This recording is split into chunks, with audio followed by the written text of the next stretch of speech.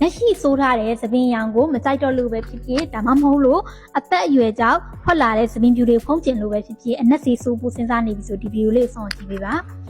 အနက်စီရပါတော့သူ့ထဲမှာသပင်ကိုပျက်စီးစေတဲ့ကက်မီကယ်ဓာတ်တွေများစွာပါဝင်တဲ့အတွက်ကြောင့်မို့လို့အနက်စီဆိုးပြီးပြီဆိုရင်သိကြပါတယ်လူကြီးမင်းရဲ့သပင်ဟာကျန်းသွားမှာဖြစ်တယ်ပေါ့နော်ချက်ချင်းတိတိတသားကိုကျန်းသွားမှာပါပြီးလို့ရှိရင်သူကသပင်ထဲမှာရှိတဲ့ protein ဓာတ်တွေရေဓာတ်တွေကိုစုပ်ယူသွားတဲ့အတွက်သပင်ဟာမွဲချောက်သွားမှာဖြစ်ပါတယ်လူငယ်တွေအနေနဲ့အရေးအကြီးဆုံးချက်အနေနဲ့သိထားရမှာကတော့သပင်အနက်စီဆိုးပြီးသွားပြီဆိုလို့ရှိရင်သပင်ကာလာချင်းလို့မရတဲ့ပြဿနာပဲဖြစ်ပါတယ်ကိုကသပင်ပေါ့နော်အနက်စီးဆိုးပြီးသွားလဲအယောင်ကလိုချင်တဲ့စိတ်ပေါ့နော်ပြန်ပေါ်လာတယ်အဲ့လိုချိန်မျိုးမှာ